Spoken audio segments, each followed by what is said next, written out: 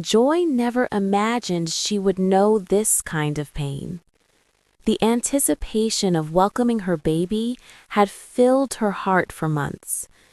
She had watched her belly grow, had whispered prayers every night, had chosen names, and had imagined the little face she would soon kiss. Every flutter had felt like a promise, a tiny heartbeat dancing within her own. But one day, that dance had stopped. When the doctor whispered the words, "No heartbeat," the world seemed to freeze. Joy felt as though the air had been pulled from her lungs. She had never known how a heart could keep beating when it was breaking so completely. A silent delivery. The hospital room was quiet too. Too quiet. Joy's husband sat beside her, holding her hand tightly, both of them trembling. Nurses moved softly, their faces kind, but filled with sorrow. The monitors were off. There would be no cries to fill the silence this time. Hours passed, but time felt unreal, a blur of tears, pain, and whispered prayers. When at last the baby arrived, Joy held her close. So tiny, so perfect. A little face that would never grow older. The child she had longed for, born into heaven before earth. Joy traced the baby's fingers, counted the toes, and pressed her lips against the soft forehead. She whispered words she would never forget.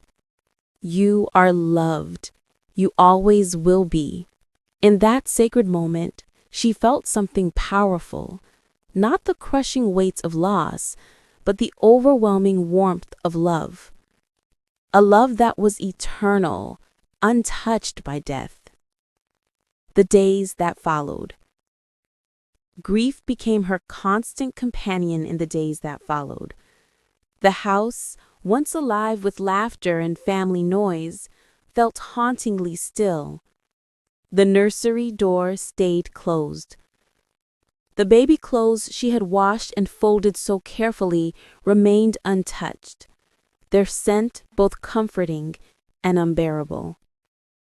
Friends and family came and went, their voices full of sympathy, their arms full of casseroles and flowers. Everyone meant well, but Joy found herself struggling to speak.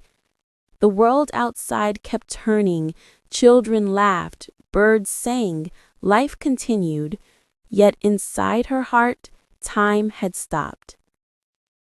She questioned everything. Why? Why had this happened? Why her baby? Why, after so many prayers, so much faith, so much love? There were no answers, only the quiet whisper of her husband's voice when he prayed with her at night. God didn't take our baby from us. He welcomed our child home first. One day, we'll meet again. Joy wanted to believe that. Some nights she did, others she cried until the dawn. The turning point. Weeks passed before Joy could bring herself to open the nursery door again. The morning light poured through the window, touching the crib like a gentle blessing. Her hands trembled as she reached for the soft blanket folded over the rail. She pressed it to her face and breathed deeply. And for the first time, she didn't collapse into tears. Instead, she whispered, "Thank you." Thank you for the months of life inside her.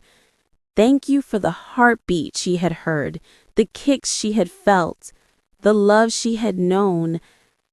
Thank you for the baby who had changed her forever, even without ever taking a breath. It wasn't the end of her grief, far from it, but it was the beginning of her healing. Faith through the storm. Joy began journaling every night. Each page became a prayer, some angry, some desperate, some filled with hope. She wrote to her baby, to God, to her own future self. Slowly, the words became a way of letting go, of trusting that love could still grow in broken places. She started walking every evening at sunset. The first few times she went alone, the silence wrapping around her like a shroud. Then one night, her husband joined her. They walked hand in hand, saying little, watching the sky turn gold and pink, the same colors as their baby's nursery. They began planting flowers together, wild daisies and soft lavender, her baby's garden of remembrance.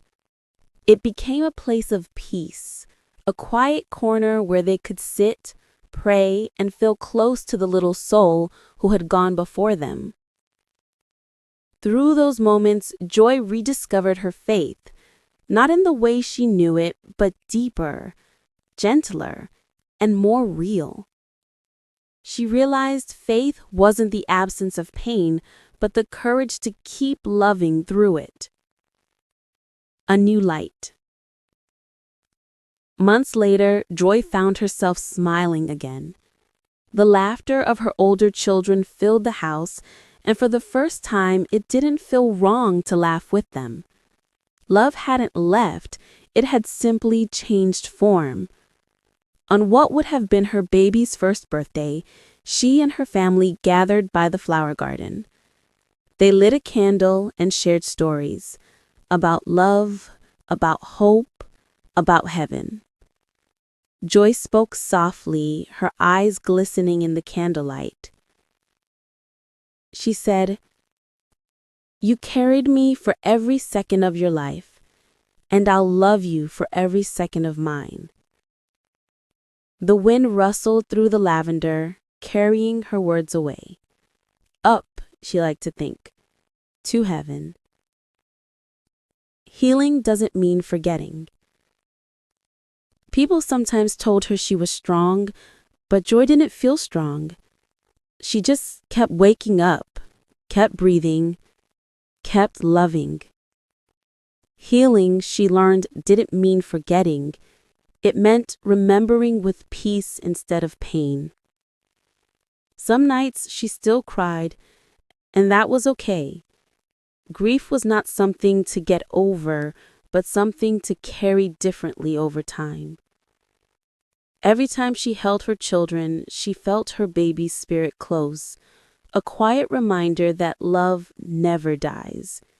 It transforms, it guides, it comforts. In the end, Joy's story became one of grace. She had walked through heartbreak, but found herself standing in light once more.